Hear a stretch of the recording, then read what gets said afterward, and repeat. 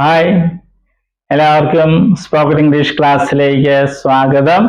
നമ്മൾ കുഡ് എന്ന വാക്കിന്റെ പ്രയോഗമാണ് ഈ ക്ലാസ്സുകളിൽ കണ്ടുകൊണ്ടിരിക്കുന്നത്. മലയാളത്തിൽ നമ്മൾ പറയുന്നത് എനിക്ക് പോകാൻ കഴിഞ്ഞു എന്ന് പറയുന്നതിന് ഇംഗ്ലീഷിൽ ഉപയോഗിക്കുന്ന വാക്ക് കുഡ്, അതിന്റെ കൂടെ വെർബിന്റെ പോവുക എന്നുള്ള ആ വെർബിന്റെ base form go, could go എന്ന് വെച്ചാൽ പോകാൻ കഴിഞ്ഞു.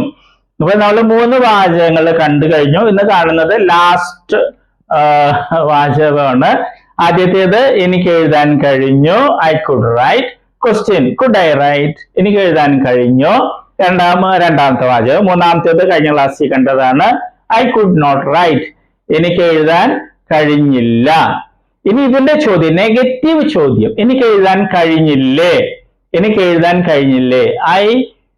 അപ്പൊ അത് ആ കുഡ് നോട്ട് റൈറ്റിന്റെ കുഡ് നോട്ട് എന്ന് കൊണ്ടുവന്ന് മുമ്പിലിടും. പക്ഷെ കുഡ് നോട്ട് എന്ന് പറയില്ല, അതിന്റെ ഷോർട്ട് ഫോം പറയും, കുഡിന്റെ എന്ന് പറയും. കുഡിന്റെ തന്നെ വാക്കിന്റെ അർത്ഥം എന്താണ്? കുഡ് നോട്ട് ആണ്. ഇനി വേറെ രീതിയിൽ നമുക്ക് പറയാം, could I not write. Could I not write എന്നും പറയാം. അത് റിട്ടൺ ഇംഗ്ലീഷ് ആണ്. സ്പോക്കൺ ഇംഗ്ലീഷിലെ couldn't I write. Couldn't I write, എനിക്ക് എഴുതാൻ കഴിഞ്ഞില്ലേ? കുഡിന്റ് ഐ റൈറ്റ്, എനിക്ക് എഴുതുവാൻ കഴിഞ്ഞില്ലേ? നമ്മൾ മലയാളത്തിൽ ചോദിക്കുന്നത്, ഇംഗ്ലീഷുകാര് വെർബിന്റെ ആദ്യ ഭാഗം കൊണ്ടുവന്ന് മുന്നിലിടും. ഇത് നെഗറ്റീവ് ആയതുകൊണ്ട് ആ നോട്ടും കൊണ്ടുവന്ന് മുമ്പിലിടും. പക്ഷെ കുഡ് നോട്ട് ഐ റൈറ്റ് എന്ന് പറയില്ല, കുഡിന്റ് ഐ റൈറ്റ് എന്ന് പറയും. നേരത്തെ ഞാൻ പറഞ്ഞതുപോലെ കുഡ് ഐ നോട്ട് റൈറ്റ് എന്ന് പറയാം. കുഡ് ഐ നോട്ട് റൈറ്റ്, വ്യത്യാസം മനസ്സിലായോ? പക്ഷെ അത് റിട്ടൺ ഇംഗ്ലീഷ് ആണ്, നമ്മളിത് സ്പോക്കൺ ഇംഗ്ലീഷ് ആണ്. കുഡിന്റ് ഐ റൈറ്റ്, എനിക്ക് എഴുതാൻ കഴിഞ്ഞില്ലേ? കുഡിന്റ് ഐ സിംഗ്, എനിക്ക് പാടാൻ കഴിഞ്ഞില്ലേ? കുഡിന്റ് ഐ ഡു ഇറ്റ്, എനിക്കത് ചെയ്യാൻ കഴിഞ്ഞില്ലേ? കുഡിന്റ് ഐ ഗോ, എനിക്ക് പോകുവാൻ കഴിഞ്ഞില്ലേ? കുഡിന്റ് ഐ ഹെൽപ്പ്, എനിക്ക് സഹായിക്കാൻ കഴിഞ്ഞില്ലേ? ചോദ്യമാണ്, നെഗറ്റീവ് ചോദ്യമാണ്. കുഡിന്റ് ഐ വിസിറ്റ്, എനിക്ക് വിസിറ്റ് ചെയ്യാൻ, സന്ദർശിക്കാൻ കഴിഞ്ഞില്ലേ? ഇവിടെ നമുക്ക് എന്തെങ്കിലും കൂട്ടിച്ചേർക്കാണ്ട്, കുഡിന്റ് ഐ വിസിറ്റ് യു, എനിക്ക് നിന്നെ സന്ദർശിക്കാൻ പറ്റിയില്ലേ? അങ്ങനെ ചോദിക്കാം. ഇനി വി, ഞങ്ങളല്ലേ നമ്മള്. കുഡിന്റ് ബി റൈറ്റ്, നമുക്ക് എഴുതാൻ കഴിഞ്ഞില്ലേ? കുഡിന്റ് ബി സിംഗ്, നമുക്ക് പാടാൻ പറ്റിയില്ലേ? കുഡിന്റ് ബി ഡു, നമുക്ക് ചെയ്യാൻ കഴിഞ്ഞില്ലേ? കുഡിന്റ് ബി ഗോ, നമുക്ക് പോകാൻ കഴിഞ്ഞില്ലേ?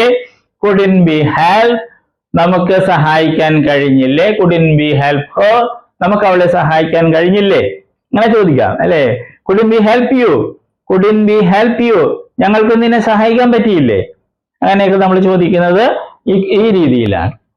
കുഡിന്റ് ബി ഗോ, നമുക്ക് പോകാൻ പറ്റിയില്ലേ? കുഡിന്റ് ബി ഹെൽപ്പ്, നമുക്ക് സഹായിക്കാൻ കഴിഞ്ഞില്ലേ? കുഡിന്റ് ബി വിസിറ്റ്, നമ്മൾക്ക് വിസിറ്റ് ചെയ്യാൻ കഴിഞ്ഞില്ലേ? നെഗറ്റീവ് ചോദ്യമാണ്. ഇനി യു അല്ലെ, നീ, നിങ്ങള്, പല വാക്കുകള്. കുഡിന്റ് യു റൈറ്റ്, നിനക്ക് എഴുതാൻ പറ്റിയില്ലേ? കുഡിന്റ് യു ഗോ, നിനക്ക് പോകാൻ പറ്റിയില്ലേ? അങ്ങനെയൊക്കെ ചോദിക്കാം. കുഡിന്റ് യു റൈറ്റ്, നിനക്ക് എഴുതാൻ കഴിഞ്ഞില്ലേ? കുഡിന്റ് യു സിംഗ്, നിനക്ക് പാടാൻ പറ്റിയില്ലേ? കുഡിന്റ് യു സിംഗ് വെൽ, നിനക്ക് നന്നായി പാടാൻ പറ്റിയില്ലേ? Couldn't you sing well, couldn't you sing well. അപ്പൊ നമ്മൾ പ്രാക്ടീസ് ചെയ്യണം.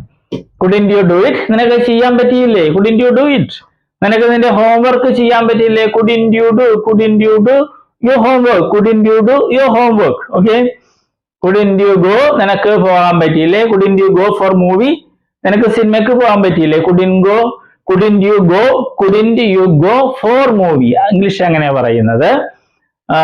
നിനക്ക് പിക്നിക്കിന് പോകാൻ പറ്റിയില്ലേ? നിനക്ക് പിക്നിക്കിന് പോകാൻ പറ്റിയില്ലേ? couldn't you go for picnic, couldn't you go for picnic.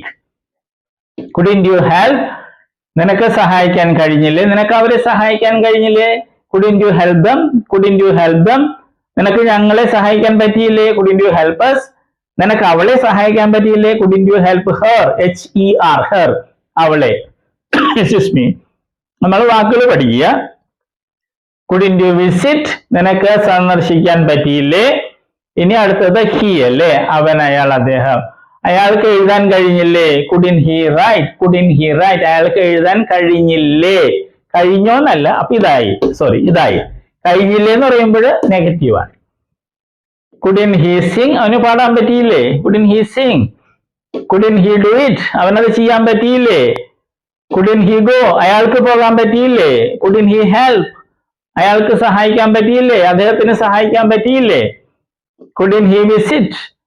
അയാൾക്ക് വിസിറ്റ് ചെയ്യാൻ പറ്റിയില്ലേ? അയാളുടെ മാതാപിതാക്കളെ വിസിറ്റ് ചെയ്യാൻ പറ്റില്ലേ? Couldn't he visit his parents?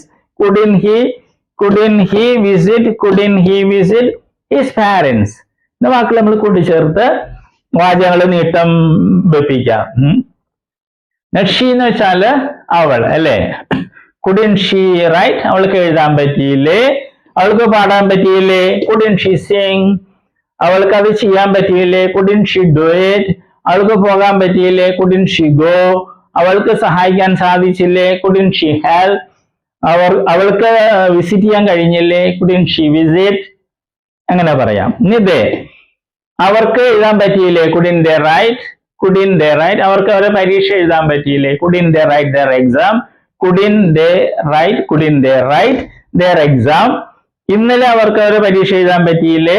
Couldn't they write their exam yesterday? ഇന്നലെ അവരുടെ പരീക്ഷ അവർക്ക് നന്നായിട്ട് എഴുതാൻ പറ്റിയില്ലേ? Couldn't they write their exam yesterday well?